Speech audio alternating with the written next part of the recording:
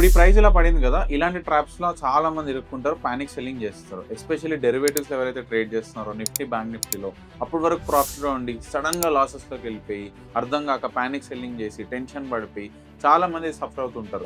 దీన్ని అవాయిడ్ చేయాలి, అసలు ఈ కాన్సెప్ట్స్కి ఇలాంటి వాటికి మీరు దూరంగా ఉండాలి, అలాంటి ట్రేడ్స్ని అర్థం చేసుకోవాలి అంటే మీరు అర్థం చేసుకోవాల్సింది లిక్విడిటీ ట్రాప్. సింపుల్గా ఎక్స్ప్లెయిన్ చేయాలి అంటే ఒక బకెట్ ఆఫ్ వాటర్ ఉంది, అందులో ఒక 20 లీటర్స్ వాటర్ ఉంది అనుకుందాం. ఇందులో ఫర్ ఎగ్జాంపుల్ మనం ఒక 10 మంది స్పూన్స్తో వాటర్ తీస్తున్నాం ఏదైనా డిఫరెన్స్ అనేది తెలుస్తుందా? ఎక్కువ తెలియదు, చాలా మినిమల్గా ఉంటుంది. ఇదంతా రీటైలర్స్. ఇప్పుడు బిగ్ ప్లేయర్స్ వచ్చి సడన్గా వాడు ఒక జగ్ ఆఫ్ వాటర్తో ఒక 5 లీటర్స్ తీసేస్తాడు. ఇమీడియట్గా వాటర్ క్వాంటిటీ అంతా తగ్గిపోతుంది. దాన్నే లిక్విడిటీ ట్రాప్ అంటారు. వాడే మళ్ళీ వచ్చి వాటర్ ఎక్స్ట్రా పోస్తాడు. సో ఈ డిఫరెన్సెస్ ఏవైతే ఉంటాయో మార్కెట్లో కూడా హెవీగా మనీ డంప్ చేసి హెవీగా మనీ తీస్తారు. ఇది బిగ్ ప్లేయర్స్ చేస్తారు, ఇన్స్టిట్యూషన్స్ అలాంటివి. సో దానివల్ల రీటైలర్స్ చాలా ట్రాప్ అవుతారు. లిక్విడిటీ ట్రాప్స్ని ఆపర్చునిటీ లాగా ఎలా మార్చుకోవాలి అండ్ వాటిని ఎలా ఐడెంటిఫై చేయాలి, వాటి ద్వారా అడ్వాంటేజ్ ఎలా తీసుకోవాలో డీటెయిల్గా మీకు రీల్లో ఎక్స్ప్లెయిన్ చేస్తాను.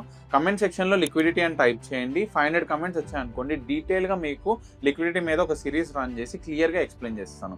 ఇలాంటి వీడియోస్ గురించి అజయ్ మామిని ఫాలో అవుతండి. See you next video.